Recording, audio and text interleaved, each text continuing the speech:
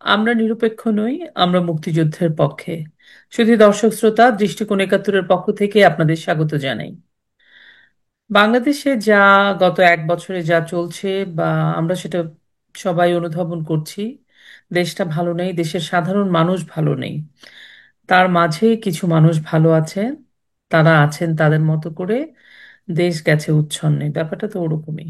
কিন্তু তারপরেও আমাদের যে এই যে আজকের অবস্থা, আমাদের যে এই যে জাতি বা তরুণ প্রজন্ম বারবার বিভ্রান্তিতে ভুগছে, ওদের মনেও অনেক প্রশ্ন, নানা প্রশ্নের ভিড়ে নানা এবং আমাদের সমাজেরই কিছু মানুষ আছে যে এই জাতিকে, বিশেষ করে তরুণ প্রজন্মকে ব্যবহার করার জন্য তাদের মনের ভিতরে নানা প্রশ্ন ছুড়ে দেয়, নানা বিভ্রান্তি ছুড়ে দেয়, নানা আম, কি বলবো, ন্যারেটিভস ঢোকানোর চেষ্টা করে যে, এবং সেটা নিয়ে তরুণ প্রজন্ম ভাবতে থাকে।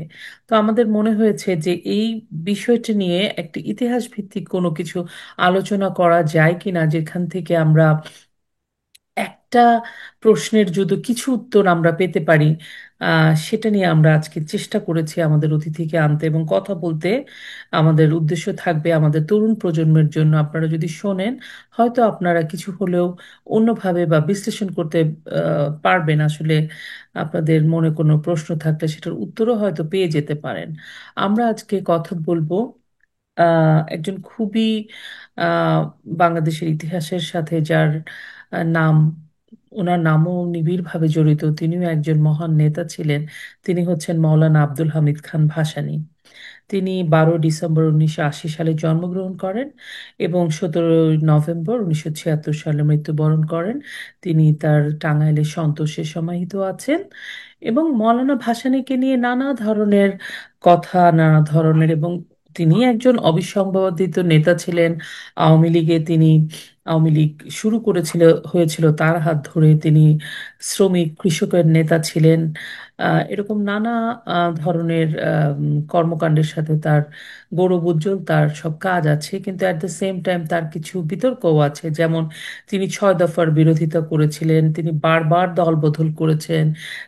তিনি একটু চীন ঘেঁষা ছিলেন, সেই জন্য চীন এবং সোভিয়েত পন্থীদের মধ্যে একটা দূরত্ব তৈরি হয়েছে। নানা বিষয়ে নানা কথা চলে, কিন্তু সবকিছু ছাপিয়ে আমরা দেখেছি, লক্ষ্য করেছি, বঙ্গবন্ধু মুক্তিযুদ্ধের আম, একমাত্র যে নেতা, অবিসংবাদিত নেতা বঙ্গবন্ধুর আর প্যারালালি দাঁড় করানোর একটা চেষ্টা করা হয় সব সময় মৌলানা ভাসানীকে।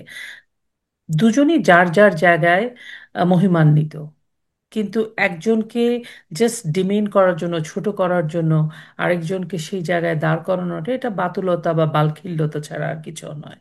তো আমরা এই পুরো বিষয়টা নিয়ে মৌলানা ভাসানীকে জানার চেষ্টা করব, বোঝার চেষ্টা করব, তার আলোচনা সমালোচনা সবটাই জানার চেষ্টা করব। আমাদের সাথে যুক্ত হয়েছেন ব্যারিস্টার সলিসিটার নিঝুম মজুমদার। নিঝুমদা, আপনাকে দৃষ্টিকোণ একাত্তরের পক্ষ থেকে স্বাগত জানাই। আহ, আপনাকে অনেক ধন্যবাদ আমাকে এখানে আমন্ত্রণ করবার জন্য। আপনার দর্শকদেরকেও অনেক ধন্যবাদ এবং ভালোবাসা। নিঝুম দা, আমি তো বলছিলাম যে আমরা আজকে মৌলানা আব্দুল হামিদ খান ভাসানীকে নিয়ে কথা বলবো। অনেকে তাকে হুজুর বলেন, আরো বিভিন্ন নামে তিনি তাকে ডাকা হয়।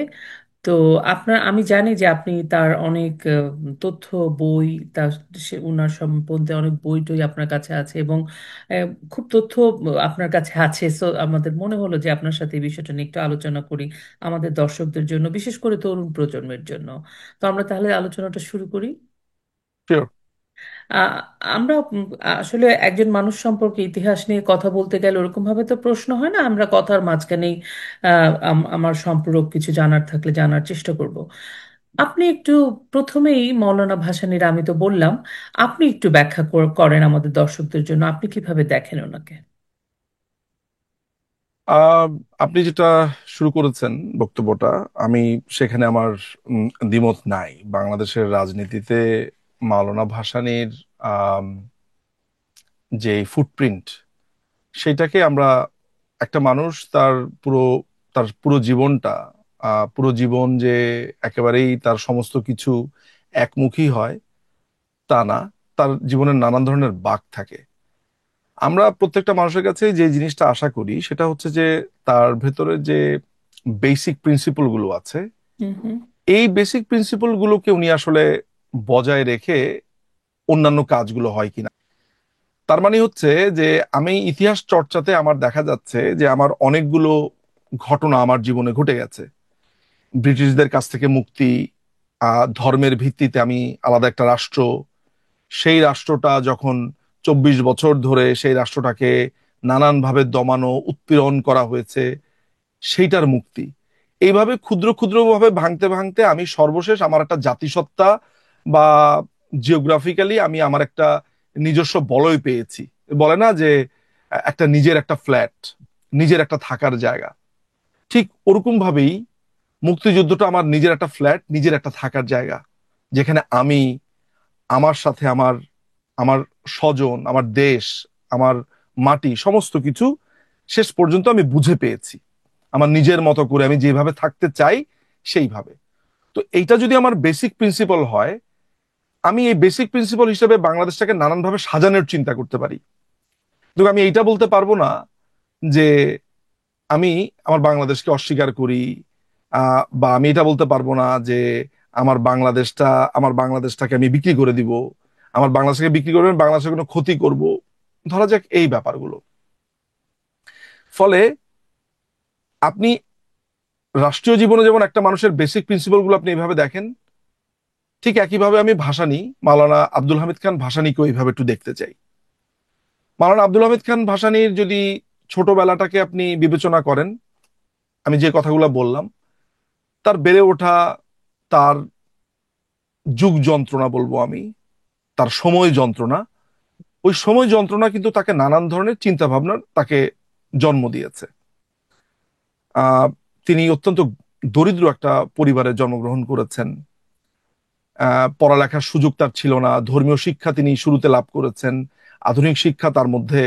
কিন্তু ইন্টারেস্টিং ব্যাপার হচ্ছে এই যে দারিদ্রতা, এই দারিদ্রতা তাকে, অনেক সময় দারিদ্রতাটা মানুষকে নানানভাবে ড্রাইভ করে নিয়ে যায়, কিন্তু মাওলানা ভাসানীর ক্ষেত্রে দারিদ্রতা তাকে একটা ফিলোসফিক্যাল জায়গার মধ্যে দিয়ে নিয়ে গেছে, হাঁটিয়ে নিয়ে গেছে। যেমন আমি দরিদ্র কেন, শ্রেণী সংগ্রাম, তারপর হচ্ছে শোষণ, তারপরে হচ্ছে যে সমাজের মধ্যে যে ধনী এবং গরিবের যে আহ, তীব্র বিভেদ। পার্থক্য, এবং সম্পদের সুষম বন্টন, তারপরে মানুষের অধিকার, তারপরে শোষিতের যে বলবার যে আরতি, এই প্রত্যেকটা জিনিস তিনি অত্যন্ত ফিলোসফিক্যাল অ্যাসপেক্টে বিবেচনা করেছেন।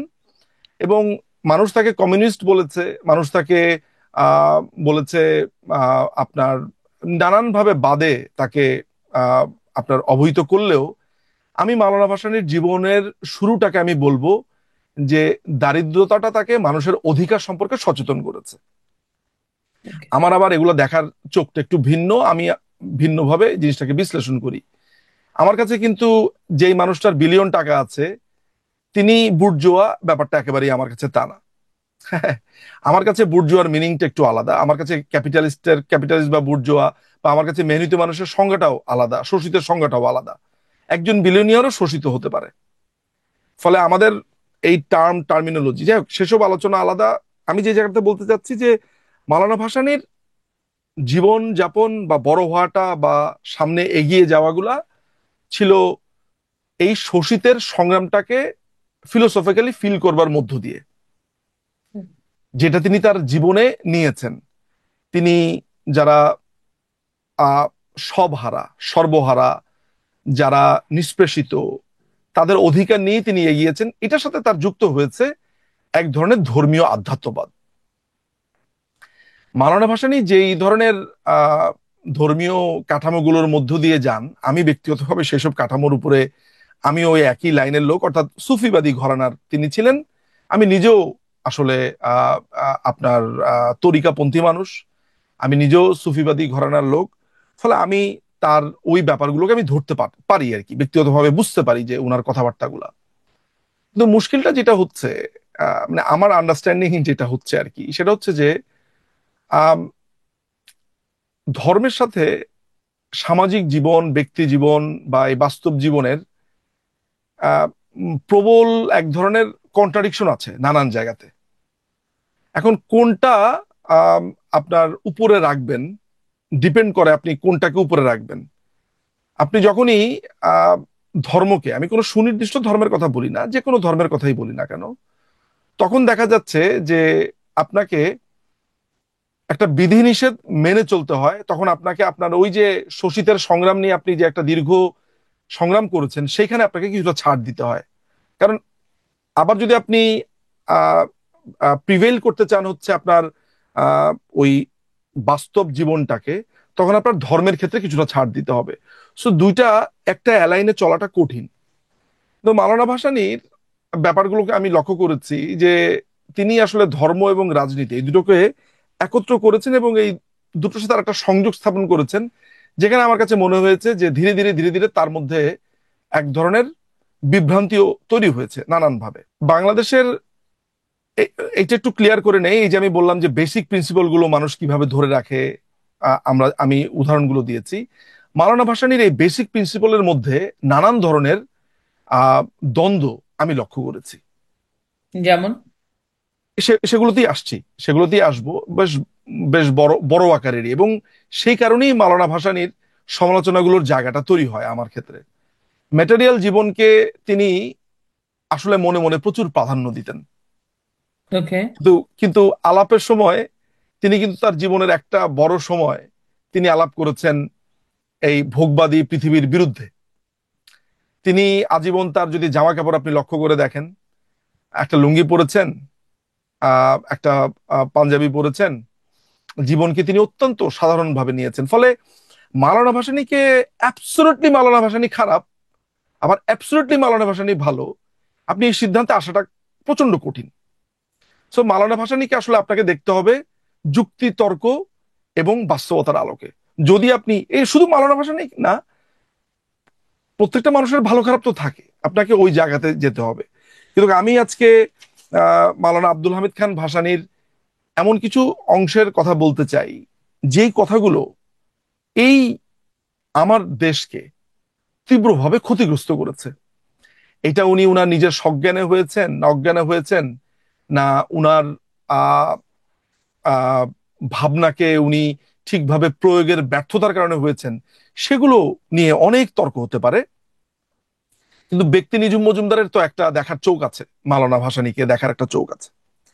দেখেন, বাংলাদেশে 5ই আগস্টের পট পরিবর্তনের পরে আপনি এই টোকাই যারা আছে এই দখলদার বাহিনী, এদের কাছে আপনি একটা বক্তব্য শুনেছেন, পালনবাদ। যদিও যেই পালনবাদটাকে কখনো পালংবাদ এসছে, এটাকে ফালংবাদ আসছে, নানান রকমের শব্দে এটা এসেছে। এগুলা হয়তো বা আঞ্চলিকতার শব্দ বা এক্সেন্টের দূষণে এসেছে, ইট ডাজেন্ট ম্যাটার।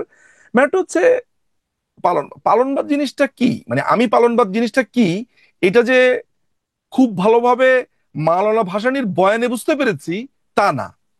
আমি বরঞ্চ মাওলানা ভাসানীর বয়ানকে বিশ্লেষণ করে আমি আমার মতো করে জিনিসটা ধরতে পেরেছি যে আসলে উনি এটা বলতে চেয়েছেন। তো উনি কি যে বলতে আসলে চাইছেন? বুঝিয়ে বলতে পেরেছেন, এটা আমার মনে হয়নি। আমার ধারণা যে আচ্ছা। উনার জায়গায় থাকলে আমি আরেকটু ভালোভাবে বুঝায় বলতে পারতাম। সেটা হচ্ছে এমন, আমি একটা উদাহরণ দেই। আমি জানি না যে এই থিওরি গুলো আসলে কিভাবে প্রয়োগ করতে চায়। খেয়াল করে দেখবেন একটা শব্দ এসছে, আপনার দেখেন মানে weather it it sounds very familiar to you. সেটা হলো আহ, দায় ও দরদ। এই শব্দটা শুনেছেন? হুম। দায় ও দরদের বাংলাদেশ। দায় ও দরদের বাংলাদেশ। চিন্তা করে দেখেন তো, এটা কোনোভাবে ক্লিক করে কিনা আপনাকে। আচ্ছা, এটা হয়েছে। আপনি ওই যে আমাদের যে এই অবৈধ দখলদার বাহিনীর যে এক উপদেষ্টা আছে মাহফুজ আলম, আপনি দেখবেন তার ফেসবুকে বা তার কথাবার্তাতে প্রথম দিকের পোস্টার গুলোতে এগুলা থাকতো। হুম। এটার একটা বড় ব্যাপার যেটা হয়েছে সেটা হলো যে এদের একজন শিক্ষাগুরু আছে। মাওলানা ভাসানীর তো অনেক, মানে অনেক শিষ্যরা আছে। এই শিষ্যদের মধ্যে আবুল মকসুদ একজন ছিলেন, যিনি ওই যে কাফনের কাপড় পরে হুম, থাকতেন পড়ে সবসময়। আপনি থাকতেন নিশ্চয়ই তাকে মকসুদ চেনেন। ভাই। মানে আমি তাকে আসলে এভাবেই বা কেন বললাম আমি জানি না, মানে সাদা কাপড় মকসুদ পরে ভাই। থাকতেন, হ্যাঁ, হ্যাঁ। আমি ওনার সাথে, হ্যাঁ। আমি কিন্তু মাঝে মধ্যে একটু সার্কাস্টিক টোনে কথাবার্তা বলি, এটা আপনি একটু ইগনোর করবেন। সেটা সেটা আমি পলিটিক্যালি বলি হয়তো, বাট উনি প্রচন্ড ভাবে মাওলানা ভাসানী ভক্ত ছিলেন। মাওলানা ভাসানী ভক্তের সাথে কাফনের কাপড়ে পরার কোনো সম্পর্ক নাই। এটা মনে হয় তিনি কোনো একটা কারণে প্রতিবাদ করে পড়েছিলেন কোনো একটা ঘটনার প্রেক্ষিতে, এটাও বলে রাখা ভালো। তো উনার এরকম অনেক ভক্তের মধ্যে ফরাদ মজাহার নামে বাংলাদেশে একজন আত্মস্বীকৃত আহ, দার্শনিক, যিনি নিজেকে দার্শনিক বলেন আর কি, যাকে আমরা গফুর বলি। আসলে ফরাদ মাজার হচ্ছে, বলে না যে অনেক শিক্ষকের খারাপ ছাত্র থাকে, এই শিক্ষকের খারাপ ছাত্র হচ্ছে ফরাদ মজাহার। ফরাদ মাজার মূলত এই পালনবাদ, এই যেটাকে বলে রুহানিয়াত, ঠিক আছে, এটার আরেকটা নাম আছে হুকুমতে রাব্বানিয়া। এই হুকুমতে রাব্বানিয়া, তারপরে হচ্ছে পালনবাদ বা রুহানিয়াত, এই শব্দগুলো আপনি শুনবেন দায় ও দরদের। নাও আপনাকে আমি একটা একটা করে একটু বলি। প্রথমত হচ্ছে হুকুমতে রাব্বানিয়া জিনিসটা কি। হুকুমতে রাব্বানিয়ার একটা সহজ মানে হচ্ছে, ব্যাপারটা এমন যে আল্লাহর যে বন্ধুরা, তারা আমাদের বন্ধু, আল্লাহর যে দুশ্মন, হ্যাঁ, এটা হ্যাঁ। আমাদের দুশ্মন। এই আমার- ব্যাখ্যাগুলো আমি আপনাকে রেফার করতে পারি, এগুলো খুব আলোচনা হয়েছে। হাসান আব্দুল কাইয়ুম সম্পাদিত মজলুম জননেতা মাওলানা ভাসানী একটা গ্রন্থ আছে, সেখানে এগুলো নিয়ে ব্যাপকভাবে আলোচনা হয়েছে। এগুলো কেউ পড়লে তিনি জানতে পারবেন, এটা মনে হয় অ্যাভেলেবেল পাওয়া যায়। আহ, আমি আবারও আগের মতো বলি, যে এই তরুণ প্রজন্মের যারা আছে, জেনজিরা যারা আছে, যারা আমার আজকের বক্তব্যটা শুনবে, তারা যেন সম্ভব হলে এই বইগুলো জোগাড় করে ফেলতে পারে। তো এই রুহানিয়াতের ব্যাপারটা যেটা এসেছে, সেটা হলো এরকম যে মাওলানা ভাসানী নিজে যেভাবে ব্যাখ্যা দিয়েছেন, সেটা হচ্ছে আল্লাহ পবিত্র কুরআনে বলিয়াছেন। এটা কিন্তু আমি মাওলানা ভাসানীর ব্যাখ্যাটা বলি, তারপর আমি নিজের এটা বলি, হুম, তারপর হুম। আমি আস্তে আস্তে আস্তে আস্তে সাবজেক্ট ম্যাটার গুলোতে ঢুকে যাব। ঢুকে কেমন, যান। অল্প অল্প করে। যেমন আল্লাহ পবিত্র কুরআনে বলিয়াছেন, আমি আকাশমণ্ডলী ও পৃথিবী এবং উহাদের মধ্যে কোনো কিছুই ক্রীড়াচ্ছলে সৃষ্টি করি নাই, কিন্তু উহাদিগের অধিকাংশ ইহা জানে না। এই কথাটা, তারপর পবিত্র কুরআনের এই আয়াতে আল্লাহ তাআলা সৃষ্টির যথার্থতা সম্পর্কে বলিয়াছেন, কোনো কিছুই তামাশা কিংবা খামখেয়ালির বলে সৃষ্টি করা হয় নাই, তাই কোনো কিছুর সৃষ্টি অহেতুক নহে। সকল সৃষ্টির অন্তরালে সামগ্রিক এবং বিশেষ বিশেষ সুনির্দিষ্ট অর্থ রইয়াছে। এই আল্লাহর রব গুণে গুণান্বিত হইয়া শুধু সৃষ্টি করিয়া যাইতেছেন না, সবকিছুকেই বিশেষ উদ্দেশ্যে লালন পালন করিতেছেন। স্রষ্টার এই পালনবাদের আদর্শই হইল রুবিয়াত, রুবিয়ত, এই পালনবাদ। এটাকেই পালনবাদ উনি বলছেন। হুম, সেটা হলো এমন যে আল্লাহ রাব্বুল আলামিন পৃথিবীর মানুষকে তৈরি করেছেন। এখন আপনি এইটাকে ডিফারেন্ট ধর্মের অ্যাঙ্গেলে ভাবতে পারেন। যেমন যিনি খ্রিস্টিয়ান, তিনি তার গডের কথা ভাববেন। যিনি একজন হিন্দু ধর্মাবলম্বী, তিনি তার তিনি তার ধর্মের অনুযায়ী ভাববেন। যিনি ইহুদি, তিনি তার ইহুদি ধর্মাবলম্বী ভাববেন।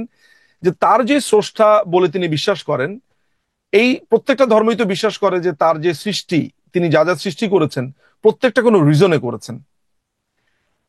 আমি কিন্তু মাওলানা ভাসানীর এই এই যে বক্তব্যের এই লাইনটার সাথে আমি কমপ্লিটলি একমত, যে সৃষ্টিকর্তা প্রত্যেকটা জিনিস কোন একটা রিজনে তৈরি করেছেন, কোন একটা রিজনে সামনে এসেছে আমাদের। আমরা ইকোসিস্টেম গুলোকেও যদি দেখি, তাহলেও আমরা দেখতে পাই যে হাউ ডাজ ইট ওয়ার্ক, এটা কিভাবে কাজ করে।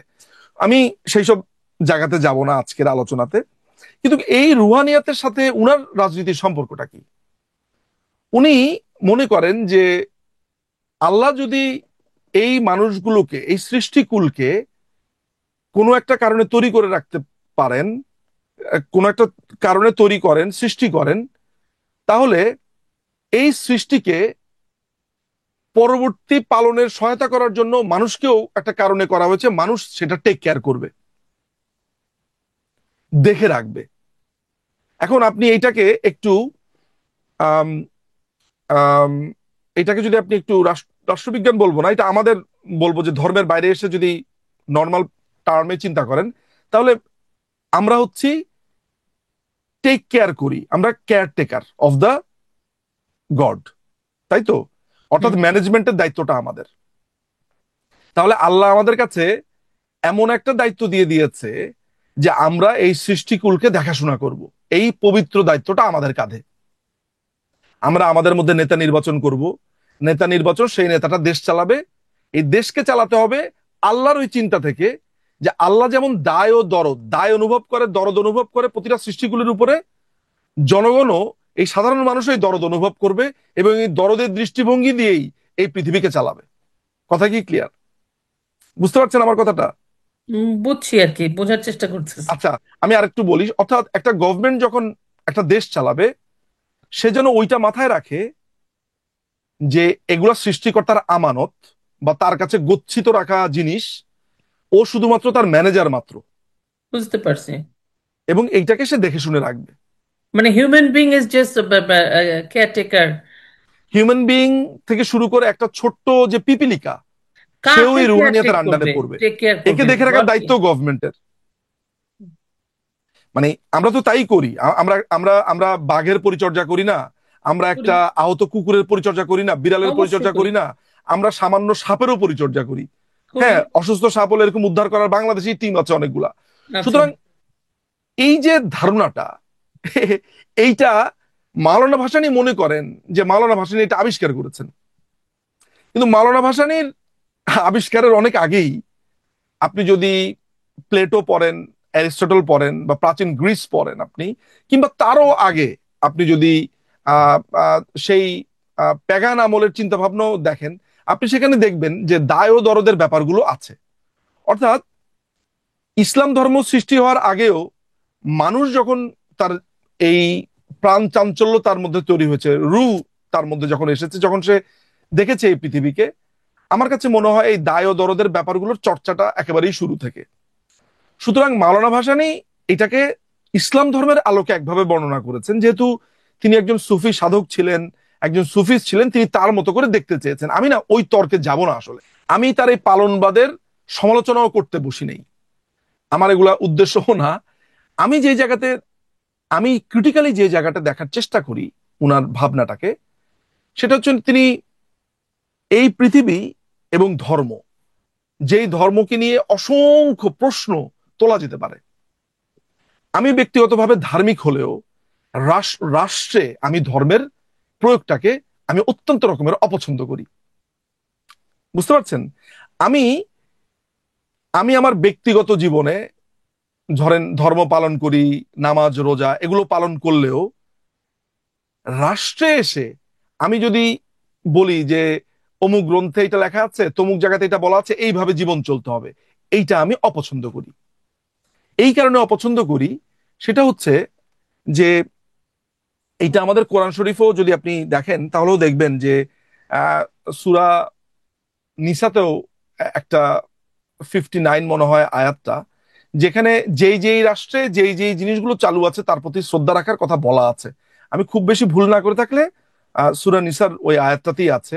কারণ নিসার 34 আয়াত নিয়ে নানান ধরনের প্রবলেম ছিল, যে নারীদেরকে আঘাত করার ব্যাপার, স্বামীরা যে আঘাত করতে পারে, এইসবের ব্যাপার ছিল। তো তখন এটা পড়তে গিয়ে আমাকে আরেকজন সুফিস্ট এইটার সাথে পরিচয় করে দিয়েছিল, তখন আমি দেখলাম যে এই আয়াতটাও সেখানে আছে। আমি সেই আলোচনাতে যাব না। আমি মনে করি ধর্ম ব্যক্তিগত আধ্যাত্মিক সাধনা, এইটা তার সৃষ্টির রহস্য নিয়ে মানুষ কুল কিনারা খোঁজে। মানুষ আজীবন জানতে চায়, আজন্ম জানতে চায় যে সে কোত্থেকে এলো, তার জন্ম কিভাবে হলো, তার রূহ। এই যে আমি আজকে আপনার সাথে কথা বলছি, এই যে আমি কিভাবে কথা বলছি, আমার মগজ কেমনে কাজ করে, আমি কে, কোত্থেকে এলাম, আমি কি শুধু দুটো স্পার্মের মাধ্যমেই এলাম, আমি কি এক্স ওয়াই ক্রোমোজোমের মাধ্যমে এলাম, মানে যে আনলো সেই বা কিভাবে এলো। এই যে মানুষ তার সৃষ্টিকে খোঁজে, আমি এইটাকে একটা আধ্যাত্মিক চর্চা মনে করি। আমি এই চর্চাটাকে রাষ্ট্রীয় জীবনে আনতে চাই না। অনেক ধর্মগ্রন্থে অনেক ধরনের হার্শ কথাবার্তা বলা আছে, যেগুলোকে আমি রাষ্ট্রীয় জীবনে প্রয়োগ করতে চাই না। আমি মনে করি রাষ্ট্র পরিচালিত হবে জনগণের বেটার যেটা, সেইটার উপরে ভিত্তি করে। আপনার অনেক বছর আগের একটা ধর্ম, সে একটা কথা বলে গেছে, আজকে অনেক বছর পরে এইটা আসলে আমরা আমরা কি কম্প্যাটেবল বলি, আমরা কম্প্যাটেবল না। ফলে রাষ্ট্র চলবে, জীবন চলবে তার যুগের সাথে, যুগের ডাকের সাথে সে চলবে।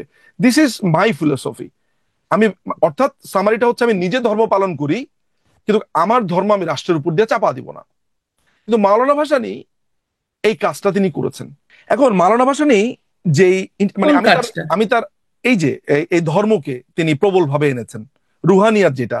কিন্তু মজার ব্যাপার যেটা হচ্ছে যে দায় ও দরদের গল্প তিনি বলছেন, এই জায়গাতে তার কন্ট্রাডিকশনটা কোন জায়গাতে, তিনি ছিলেন প্রচন্ড ভাবে চাইনিজ কমিউনিজমের অনুসারী। অনুসারী।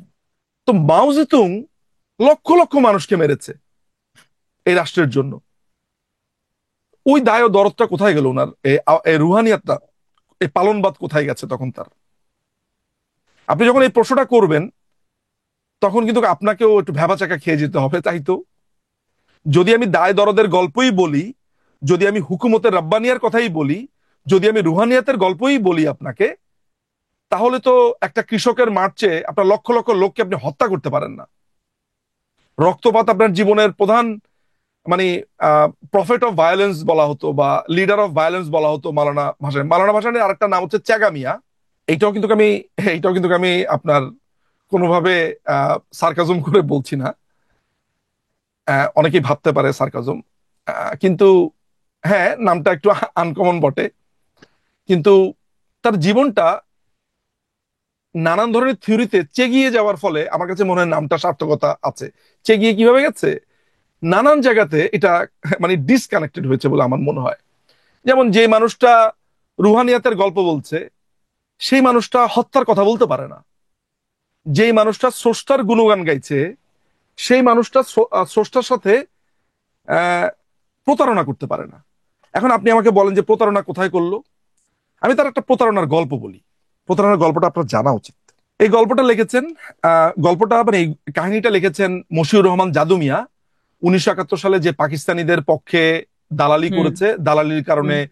কোলাবরেটরস অ্যাক্টে তার বিচার হয়েছে। হুম। রংপুরে তার বাড়ি।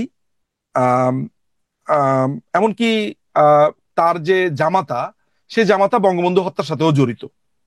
আপনি যদি এটা জেনে থাকেন, জাতীয় চার নেতা হত্যাকাণ্ডের সাথেও জড়িত। বঙ্গবন্ধু হত্যাকাণ্ডে অন্যতম আসামি ছিল, খালাস পেয়েছে যদিও, কিন্তু হুম। অন্যতম আসামি ছিল। রহমানের আহ, একটা প্রবন্ধ থেকে বলছি। এই প্রবন্ধের নাম হচ্ছে, আমি এমন ভাবে বলছি যাতে তরুণ প্রজন্ম জানতে পারে। দেখেন, অনেক তরুণ প্রজন্মের জন্য আমার কথাগুলো নেওয়াটা তার জন্য কঠিন হবে। হ্যাঁ। আমার এই বক্তব্য শুনে তার আমাকে অনেক গালি দিতে মন চাইবে, গালি দিবে। কিন্তু একই সাথে আমি মনে করি যে আমাকে গালি দিতে দিতে আমার রেফারেন্স গুলো সে যেন একটু ঘেটে দেখে, হুম। বা আমার উপর দিয়েও সে যেন একটু ভাবতে পারে যে নিজুম ভাইয়ের এই ভাবনাতে ভুল আছে। বা আমি চাই আমার ভাবনাটাকেও সমালোচিত হোক, আলোচিত হোক। ঠিক আছে? মাওলানা আমাদের ঐতিহ্য, এটা হচ্ছে ওনার প্রবন্ধের নাম, মশিউর রহমান। ইসলামাবাদে আইয়ুব ভাসানী সাক্ষাৎকারের কথাও হয়তো অনেকেই মনে আছে। আমি শুধু সেই সাক্ষাতের একটি কথাই এখানে তুলে ধরব।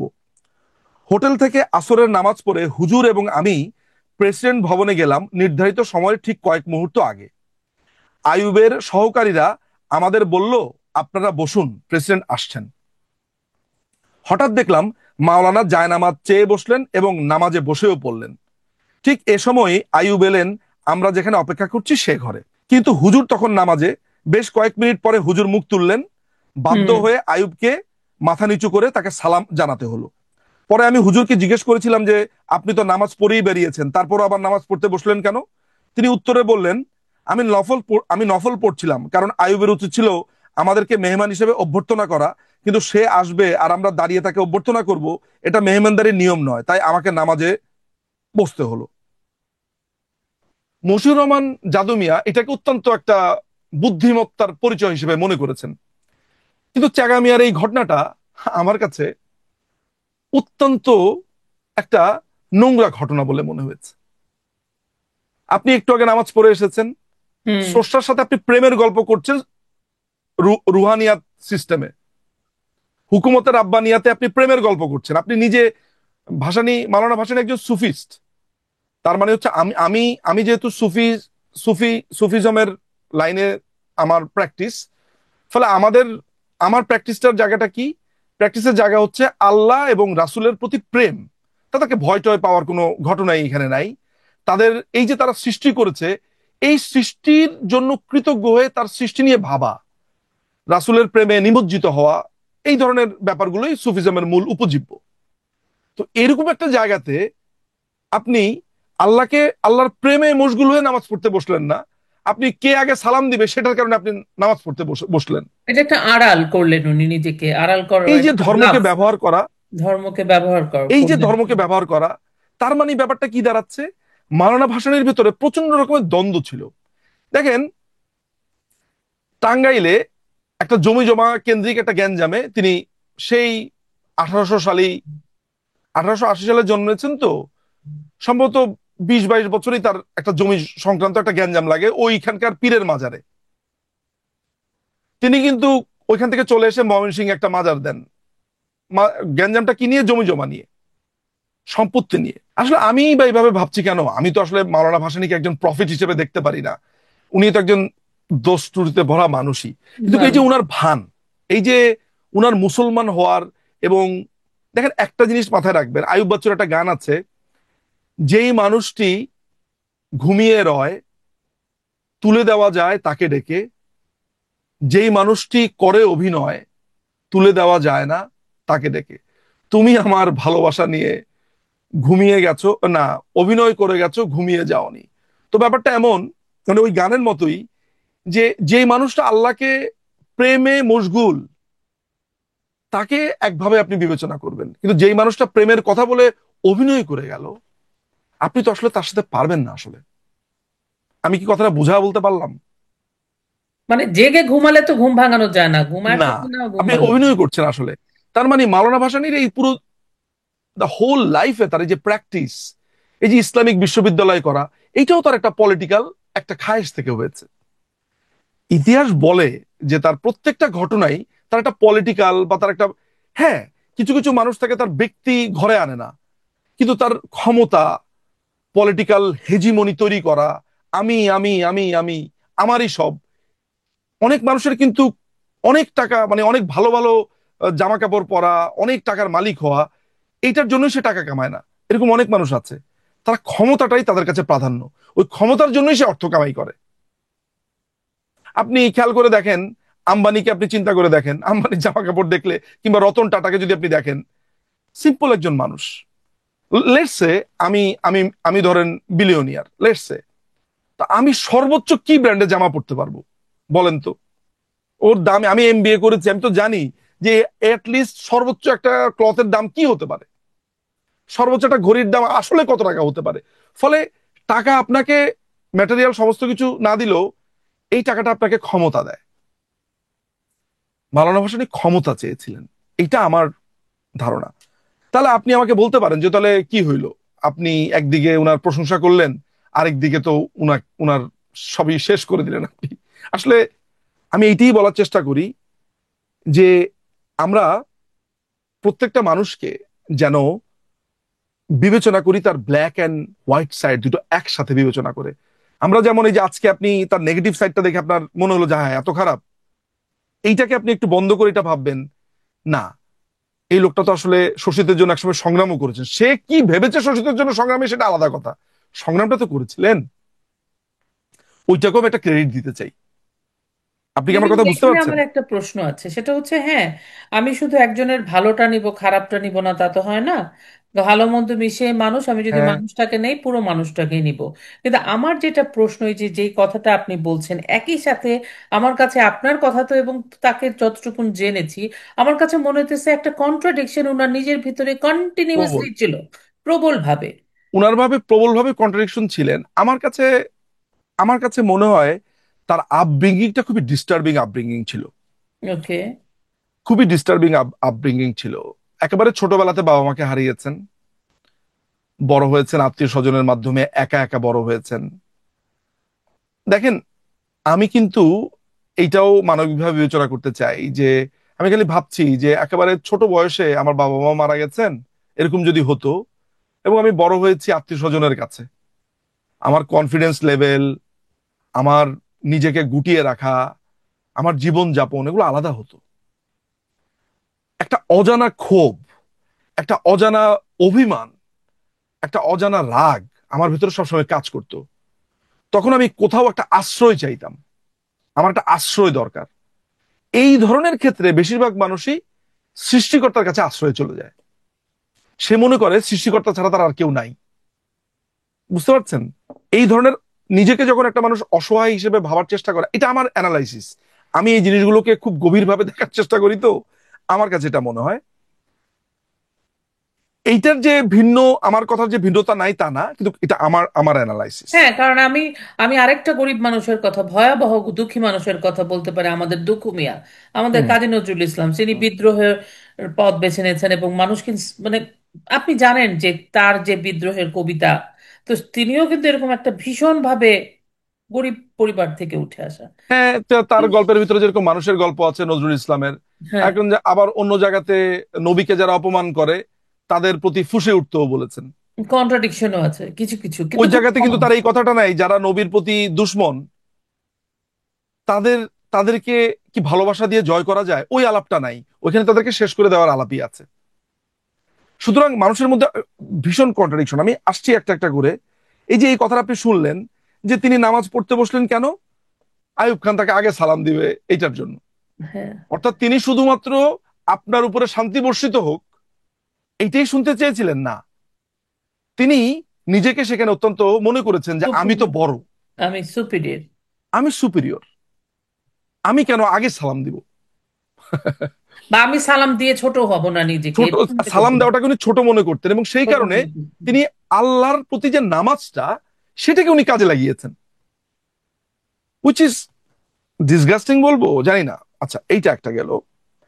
তো এরপরে আপনি বাংলাদেশ পর্বের কথাই চিন্তা করেন না কেন, মুক্তিযুদ্ধের সময় মাওলানা আব্দুল হামিদ খান ভাসানী, ওই সময় তো তার অনেক অনেক বয়স ছিল, উনি 1880 সালে যদি জন্মান তাহলে ওইখানে 20 বছর, মুক্তিযুদ্ধ মুক্তিযুদ্ধের সময় তার বয়স কত আপনার, 1971, আর ওইখানে 20 বছর, তাহলে কত, মুক্তিযুদ্ধের সময় তার বয়সে 91 বছর বয়স, তাই না? 91 বছর বয়সী একজন মানুষের কাছে আসলে আপনি যে অনেক কিছু আশা করবেন তাও না, বাট ওই সময় উনি টনটনে ছিলেন। রাজনীতিতে উনি যথেষ্ট, মানে শারীরিকভাবে উনি এত ভালো ছিলেন যে উনাকে 91 বছর বয়স থেকে উনার ওই মেধাটা তো আসতেছিল উনার। তো মুক্তিযুদ্ধের সময় পুরোটা সময় তিনি ছিলেন হইতেছে আপনার ইন্ডিয়াতে, কখনো ধুবড়িতে, আসামে, কখনো আহ কলকাতায়, এইসব জায়গাতে তিনি ছিলেন। তাকে ভারতীয় সরকার অত্যন্ত ভালোভাবে রেখেছেন, খুবই ভালোভাবে রেখেছেন। ভারতেই তিনি আশ্রয় নিয়েছিলেন। হুম। মুক্তিযুদ্ধ চলাকালীন অবস্থাতে তিনি ইন্দিরা গান্ধীকে একটা চিঠি লিখে বসেন। সেই চিঠিটা আমার মনে হয় আপনাদের সাথে একটু শেয়ার করা দরকার। তার স্বহস্তে লেখা চিঠি। আম, এই চিঠিটা আমার সামনে আছে। ওইটা হয়তো বা দেখা যাবে না, কিন্তু এইটা তার চিঠি। এই চিঠির এই অংশটা খুব ইম্পর্টেন্ট। এই অংশটাতে জমি কি নিয়ে লেখা, চিঠিটা? এই চিঠিটা আমরা পড়বো। আমরা এখন এই চিঠিটা একটু পড়বো। আমাদের এই চিঠি সম্পর্কেও একটু জ্ঞান লাভ করা প্রয়োজন আসলে। আলোচনাটা চালিয়ে যাওয়ার জন্য বলি যে এই চিঠিটা উনি লিখেছিলেন অক্টোবর 1971 সালে। উনি একটা না, চিঠি লিখেছিলেন আসলে দুইটা, যেখানে তিনি ইন্দিরা গান্ধীর কাছে তিনি 5 একর জমি চেয়েছিলেন। জমি চেয়েছিলেন, সেটাই বলছিলাম আপনাকে। এখন উনি জমি চেয়েছেন, এটা কি খুব খারাপ কিছু? না, আমি এটা বুঝতে পারি যে তিনি আসামের ধুবড়িতে তিনি জন্মেছিলেন। তিনি সেখানে আপনার সেখানে তিনি আসামের ধুবড়িতে জন্মেছিলেন। এটা তার মানে আমি বলবো যে এটা তার একটা আবেগের জায়গাতে জীবনের। আমি যদি আজকে বাংলাদেশে যেখানে জন্মেছি, একটা সময় দেখি যে বাংলাদেশ আর বাংলাদেশ নাই, এইটা ধরেন অন্য একটা কান্ট্রি হয়ে গেল। হ্যাঁ, তো এরকম একটা এরকম একটা অবস্থাতে আমার তৎকালীন মানে সরকারের কাছে একটা আবেদন থাকবে যে যে আমি বাংলাদেশে আসতে চাই, আমি তো এখানেই জন্মেছি, আমার জীবনের শেষ সময়টা আমি একটু আমার জন্মস্থানে কাটাতে চাই। এটা খারাপ না, কিন্তু খারাপটা কোন জায়গাতে সেটা একটু আমরা বলার জন্য আমার কাছে মনে হয় ওই চিঠিটা আমাদেরকে একটু পড়তে হবে। চিঠির ভাষাটা ইম্পর্টেন্ট। হ্যাঁ, আমি শেষ অংশটাই পড়ছি, তাহলে মনে হয় আহ, আমি আপনাকে এই নিশ্চয়তা দিতে পারি যে বাংলাদেশের স্বাধীনতা অর্জন এবং ভারতের সাথে স্বাধীন বাংলাদেশের কনফেডারেশন গঠন করার লক্ষ্যে আমি আমার সংগ্রাম অক্ষুণ্ণ রাখব। অর্থাৎ ভারতের সাথে বাংলাদেশ যাতে একটা কনফেডারেশন হয় সেটার জন্য তিনি সংগ্রাম করবেন বলে তিনি বলেছেন। খেয়াল করে দেখেন, এই বুড়ো বয়সে স্ত্রী ও নাতনিদেরকে নিয়ে আসামের ধুবড়ী মহকুমার যে কোনো স্থানে বাস করার জন্য যদি আপনি 5 একর জমি সহ কটি টিনের ঘরের ব্যবস্থা করে দেন, তাহলে এই বদন্যতার জন্য আমি আপনার নিকট কৃতজ্ঞ থাকব। আসামের অভ্যন্তরীণ রাজনীতিতে আমি কোনো প্রকার হস্তক্ষেপ করব না। আপনার এবং আসাম সরকারের নিকট আমি এই প্রতিজ্ঞা করছি। 6 মাস যাবৎ আমার থাকা খাওয়ার পড়ার জন্য আপনার উপর নির্ভরশীলতার দরুন অত্যন্ত লজ্জাবোধ করছি। যদি ধুবড়ি থাকতে আমাকে অনুমতি দেওয়া হয়, তাহলে সরকারি তহবিলতে আমার জন্য অর্থ খরচের দরকার করবে না। যেই আমাকে প্রো চাইনিজ বলে আপনার কাছে চিহ্নিত করতে অপচেষ্টা করুন, ইনশাল্লাহ আমি ভারতও আপনাদের অবাধ্য হব না। এখানেও ইনশাল্লাহই বলেছেন। আল্লাহ চাহে তো, তাই তো? এই মাওলানা ভাসানী মুক্তিযুদ্ধের পরে যখন ইন্দিরা গান্ধী তাকে ধুবড়ী গ্রামে 5 একর জমি দিলেন না, তাকে তার তার চিঠিটার জবাব দিলেন না, তিনি অপমানিত বোধ করলেন। এরপরে তিনি ফারাক্কা অভিমুখে লং মার্চ করবেন। এখন আপনি আমাকে বলেন তো যে আপনি আসলে কি বলবেন। গোপন চিঠিতে আমি আপনার কাছে টাকা চাইছি, টাকা দিলেন না দেখে আপনি খারাপ হয়ে গেলেন, কালকে থেকে আপনার বিরুদ্ধে আমি বিষোদ্গার শুরু করে দিলাম, তাই না? সো মাওলানা ভাসানীর এই এই এই যে আজকে আপনাকে আমি এই কথাটা বললাম, ভয়ঙ্কর। মুক্তিযুদ্ধের পরে বাংলাদেশের বিরুদ্ধে যারা ছিল, যে রাজাকার আলবদর, তাদের বিচার শুরু হলো। মাওলানা ভাসানী 1973 সালের ইলেকশনের আগে জানুয়ারি মাসে, 1973 সালের জানুয়ারি মাসে দালালদের দালালদের বিচার বন্ধ না করলে তিনি আমরণ অনশনে চলে গেলেন। এর কারণ কি? কারণ উনার যে ন্যাশনাল আওয়ামী পার্টি বা ন্যাপ, এই ন্যাপের এই জাদু মিয়া, তারপর হচ্ছে আব্দুল হামিদ, এদের বিভিন্ন ব্যক্তিদেরকে তখন দালাল লাইনে আটক করা হয়েছিল। এবং উনার দলের লোকজনদেরকে আটক করা হয়েছিল, এবং উনি সেই সময় যে নির্বাচনী ম্যানিফেস্টো দিয়েছিলেন, সেখানে তিনি ম্যানিফেস্টোতে এই দালাল আইনটাকে সম্পূর্ণভাবে বাতিল করে দিবেন বলেও তিনি ম্যানিফেস্টোতে রেখেছিলেন।